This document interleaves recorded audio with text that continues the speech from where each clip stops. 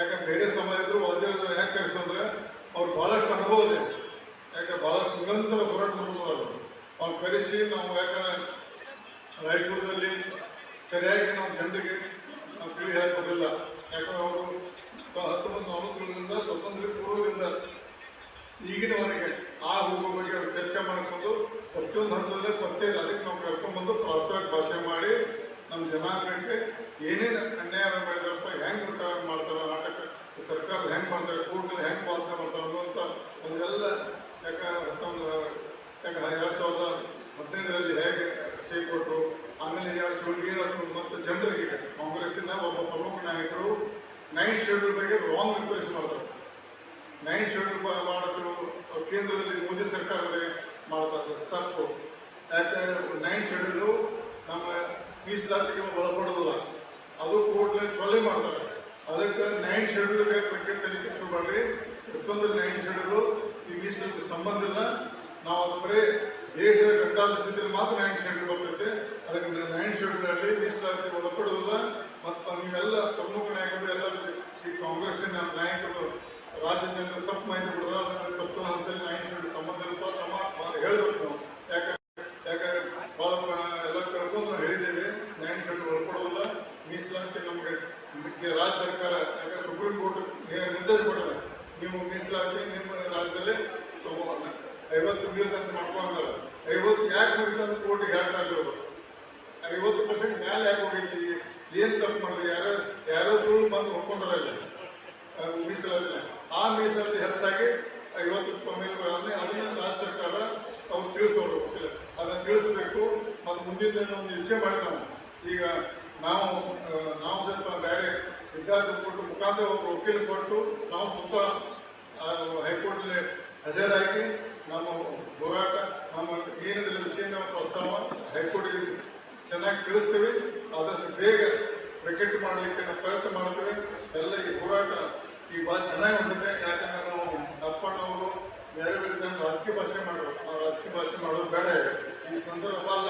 ಈಗ ಬರೀ ನಾವು ಮೀಸಲಾತಿ ನಮ್ಮ ಮಕ್ಕಳಿಗೆ ಶಿಕ್ಷಣ ಉದ್ಯೋಗ ಅವಕಾಶ ಒಳ್ಳೇದಾಗುತ್ತೆ ಮಾತ್ರ ನಾವು ಈ ಒಂದು ವೇದಿಕೆ ಮುಂದಿನ ರಾಜಕೀಯ ಬಂದಾಗ ಇನ್ನೂ ಅನೇಕ ಭಾಷೆಗಳು ಅವ್ರು ಇನ್ನೂ ಗಟ್ಟಿಯಾಗಿ ಮಾತಾಡೋಣ. ಆದರೆ ಒಂದು ಒಳ್ಳೆಯ ಒಂದು ಬೆಳವಣಿಗೆ ಈ ಒಂದು ಪುರಾಣ ಮುಖಾಂತರ ನಮ್ಮ ಸಮಾಜದ ನಾಯಕರು ಒಂದೇ ರೀತಿ ಬಂದು ಮತ್ತು ರಾಜ್ಯಕ್ಕೆ ಒಂದು ಒಳ್ಳೆಯ ಸಂದೇಶ ಕೊಟ್ಟಿದ್ದಾರೆ. ಈ ಸಂದೇಶ ಬರೀ ನಾವು MLA ಆಗಬಾರ್ದು. ನಮ್ಮ ಹೋರಾಟ MLA ಆದರೂ ಇದೇ ಥರ ಇರಬೇಕು. ಸೋತಾಗ ಒಂದು ಟೈಪು, ಗೆದ್ದಾಗ ಒಂದು ಟೈಪ್ ಇರಬಾರ್ದು. ನಾವೆಲ್ಲ ಒಟ್ಟುಕಟ್ಟಿಂದ, ಯಾಕೆ ನಮಗೂ ರಮೇಶ್ ಜಾರಕಿಹೊಳಿ ತಪ್ಪಿರ್ಬೇಕು, ಅದನ್ನು ತಪ್ಪಿರ್ಬೇಕು. ಆಗ ನಮ್ಮ ತಪ್ಪಿನಿಂದ ಸಮಾಜಕ್ಕೆ ಅನ್ಯಾಯ ಆಗಬಾರ್ದು. ಸಮಾಜಕ್ಕೆ ಹೋರಾಟಕ್ಕೆ ನಾವು ರೆಡಿಯಾಗಿ ಯಾವಾಗಲೂ ಸಿದ್ಧ ಇರಬೇಕಂತ ಈ ಸಂದರ್ಭದಲ್ಲಿ ಹೇಳ್ತೀನಿ. ಈಗಾಗಲೇ ಬಸವರಾಜ ಬೊಮ್ಮಾಯಿಯವರು ಅವರ ಮಂತ್ರಿಮಂಡಲದ 3ರಿಂದ 7 ಆಗಿತ್ತು. ಈಗಿನ ಕಾಂಗ್ರೆಸ್ ಸರ್ಕಾರದ ಮತ್ತೆ 4 ಕಟ್ಟಾಗಿ ನಮ್ಮ ವಿದ್ಯಾರ್ಥಿಗಳಿಗೆ ಮತ್ತು ಉದ್ಯೋಗಗಳಿಗೆ ಬಹಳಷ್ಟು ಅನ್ಯಾಯ ಆಗ್ತದೆ. ಅದಕ್ಕೆ ಹೋರಾಟ ಮಾಡ್ಕೊಂತ ನಾವು ಪ್ರಾರಂಭ ಮಾಡಿದ್ದೇವೆ. ಈಗ ನಾವು ಹೋರಾಟಕ್ಕೆ ಈ ರಾಜ್ಯ ಸರ್ಕಾರ ಇಷ್ಟೇ ಭಾಳ ಕೆಲಸ ಇಲ್ಲ.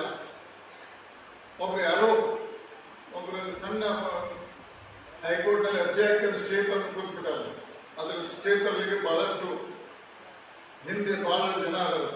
ತೋರಿಸ್ಲಿಕ್ಕೆ ಒಂದು ಮುಖ ಅದೇ ಅವ್ರ ಸ್ಟೇ ತಂದ ಜನ ಕರೆಸಿದ ಜನ ಅದನ್ನು ಸಿಂಪಲ್ ರಾಜ್ಯ ಸರ್ಕಾರ ವೆಕೆಟ್ ಮಾಡಿದ ತಕ್ಷಣ ಈಗ ನಡೆದಂಥ ನೌಕರಿ ತುಂಬಲಿಕ್ಕೆ ಪ್ರಾರಂಭ ಮಾಡಿದಾಗ ಅದನ್ನು ಪ್ರಾರಂಭ ಇಡಲಿ ಬೇಡ ಅನ್ನೋಲ್ಲ.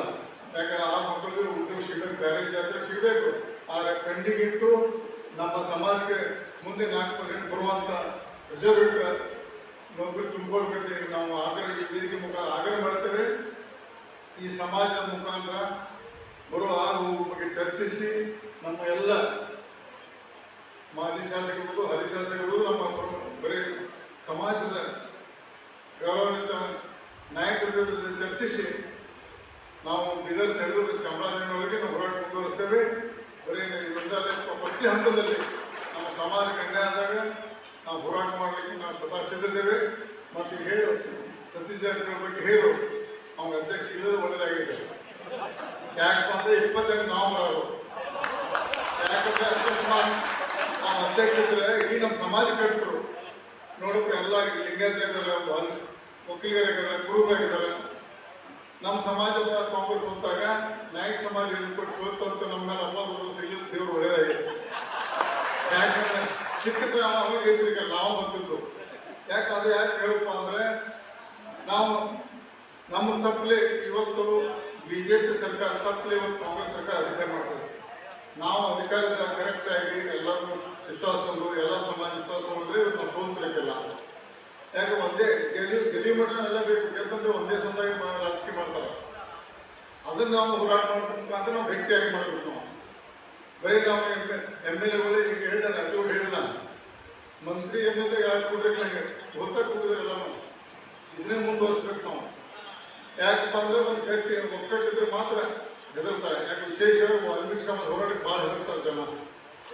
ಅದಕ್ಕೆ ನಾವು ಈ ಹೆದರಿಕೆಯನ್ನು ಸರ್ಕಾರಕ್ಕೆ ಇಡಬೇಕು. ನಾವು ಜಾಸ್ತಿ ಜಗ್ಗಬಾರ್ದು, ಹೆದರ್ಸ್ಬೇಕು, ಹಿಂಸೆಬೇಕು. ಯಾಕಂದ್ರೆ ಸರ್ಕಾರ ಬೇಕಾಗಿದ್ದಾಗ ಭಾಳ ನಾವು ಅತಿಯಾಗಿ ಮಾಡಬಹುದು. ನಾವು ಒಳ್ಳೆಯದಿಂದ ಹೋರಾಟ ಮಾಡಿದ್ರೆ ಒಳ್ಳೆಯ ಉದ್ದೇಶ ಹೋರಾಟ ಮಾಡಿದ್ರೆ ದೇವರು ಯಶ ಕೊಡ್ತಾನೆ.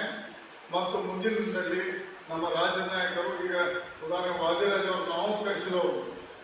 ಯಾಕಂದ್ರೆ ಬೇರೆ ಸಮಾಜದ್ರು ವಾದಿರಾಜ್ ಯಾಕೆ ಕರೆಸೋದ್ರೆ ಅವ್ರು ಭಾಳಷ್ಟು ಅನುಭವ ಇದೆ.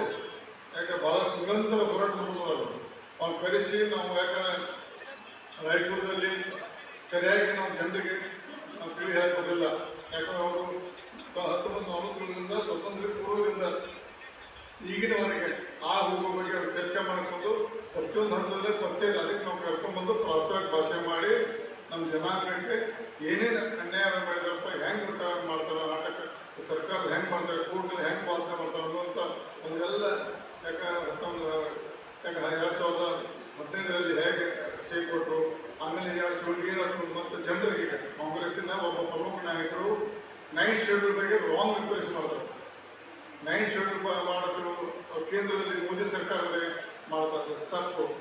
ಯಾಕೆ 9th ಶೆಡ್ಯೂಲು ನಮ್ಮ ಮೀಸಲಾತಿಗೆ ಒಳಪಡೋದಿಲ್ಲ, ಅದು ಕೋರ್ಟ್ನಲ್ಲಿ ಚೊಲೆ ಮಾಡ್ತಾರೆ.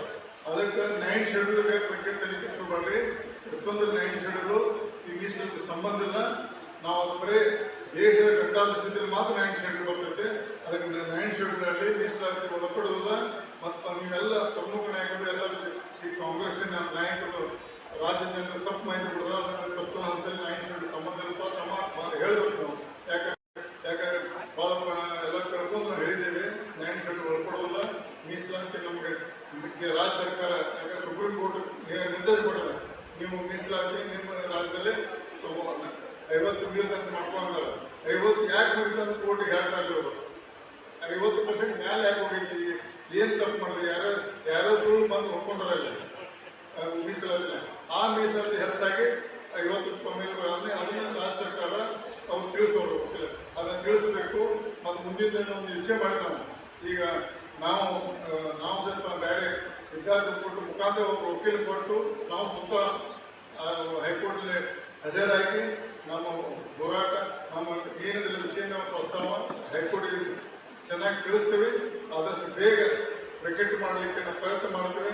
ಎಲ್ಲ ಈ ಹೋರಾಟ ಈಗ ಭಾಳ ಚೆನ್ನಾಗಿ ಹೊಂದಿದೆ. ಯಾಕಂದ್ರೆ ನಾವು ಅಪ್ಪಣ್ಣವರು ಬೇರೆ ಬೇರೆ ರಾಜಕೀಯ ಭಾಷೆ ಮಾಡೋರು, ಆ ರಾಜಕೀಯ ಭಾಷೆ ಮಾಡೋದು ಬೇಡ ಇದೆ ಈ ಸಂದರ್ಭ ಅಲ್ಲ.